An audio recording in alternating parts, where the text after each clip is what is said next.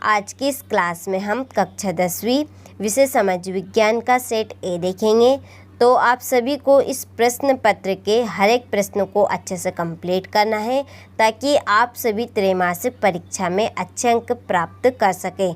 तो चलिए वीडियो को हम स्टार्ट करते हैं। पहला प्रश्न है सही विकल्प चुनें। तो पहले प्रश्न में सही विकल्प दिए हैं। इसका पहला क्वेश्चन देखते हैं। भारत में सर्वाधिक साक्षरता वाला राज्य है कौन सा? केरल। दूसरा प्रश्न है इनमें से कौन सी रबी की फसल है? रबी की फसल है चना। ठीक है। तीसरा प्रश्न है प्राथमिक क्षेत्र की गतिविधि है। प्राथमिक क्षेत्र की गतिविधि कौन सी है? मछली पकड़ना। चौथा प्रश्न है गांधी जी ने साबरमती आश्रम की स्थापना कब की? तो 1915 में की। सरकार का कौन सा रूप बेहतर है? तो अराजकता का है। इसके बाद में छठा प्रश्न भारत की प्रमुखतम आयात वस्तु है। तो आयात वस्तु कौन सी है भारत की? खनिज तेल। ठीक है। तो कुछ मिनटों में हमने सही विकल्प कंप्लीट किया। आप अच्छे से स्क्रीनशॉट लो और अच्छे से आप भी इन प्रश्नों को कंप्लीट करें। देखिए बहुत ही महत्वपूर्ण प्रश्न है। आप सभी को त्रैमासिक परीक्षा में काफ़ी हद तक अच्छे अंक प्राप्त करने में मददगार ये साबित होंगे। ठीक है। तो आप सभी को अच्छे से स्क्रीनशॉट भी लेने हैं और अच्छे से इनको कंप्लीट भी करने हैं। चलिए दूसरा प्रश्न है रिक्त स्थानों की पूर्ति कीजिए।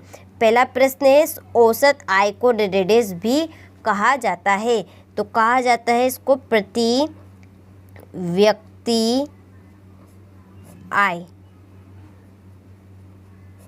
चलिए दूसरा प्रश्न देखते हैं। कपास डेडेस का पहला प्रतीक है नए युग का। ठीक है। तीसरा प्रश्न है भारत में सड़क जाल लगभग 1.5 किलोमीटर है। 56 लाख। इसमें क्या आएगा? 56 लाख किलोमीटर है।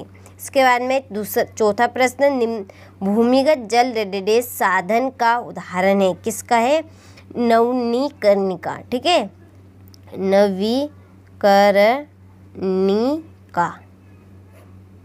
इसके बाद में पांचवा प्रश्न बेल्जियम डेडेस का एक छोटा सा देश है। किसका है? यूरोप का। छठा प्रश्न 3/4 धरातल डेडेस से ढका हुआ है। किससे ढका हुआ है? ये जल से ढका हुआ है। ठीक है। तो हमने रिक्त स्थान भी कंप्लीट किया। आप अच्छे से स्क्रीनशॉट लो और कंप्लीट करें।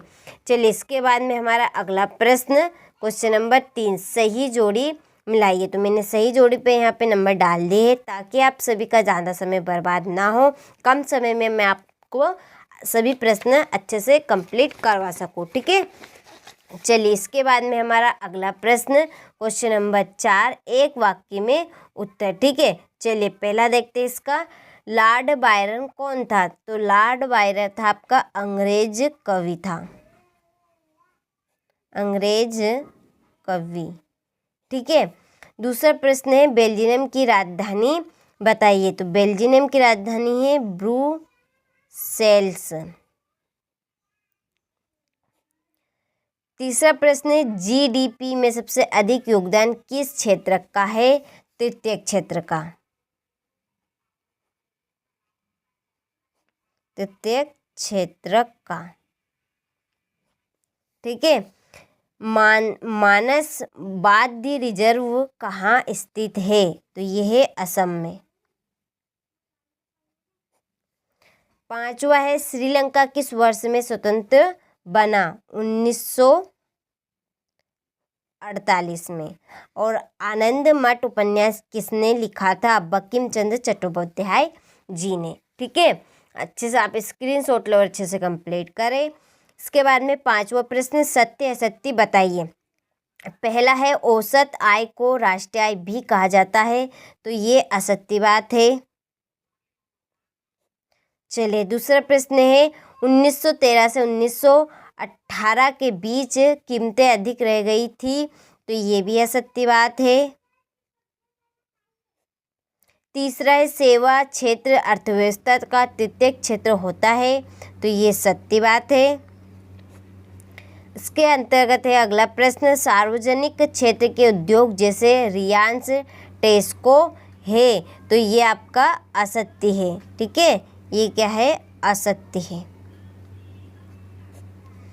पांचवा है, किसी अर्थव्यवस्था को 4 क्षेत्रों में बांटा जाता है, तो ये भी असत्य है।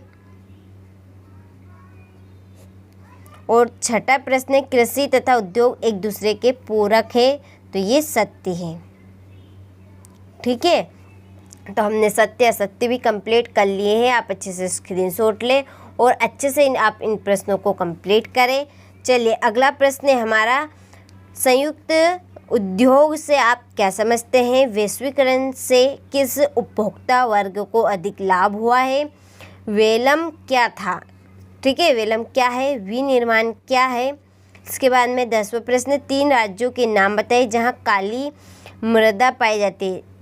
इस पर मुख्य रूप से कौन सी फसल उगाई जाती है? 11वां प्रश्न है, भारत में उगाई जाने वाली मुख्य रेशेदार फसलें कौन कौन सी है? 12वां प्रश्न है, प्राथमिक द्वितीयक क्षेत्र का एक उदाहरण दीजिए। जूट को सुनहरा रेशा क्यों कहा जाता है? ठीक है, तो आप इन प्रश्नों का अच्छे से स्क्रीनशॉट लो और इन प्रश्नों को आप अच्छे से कंप्लीट भी करें।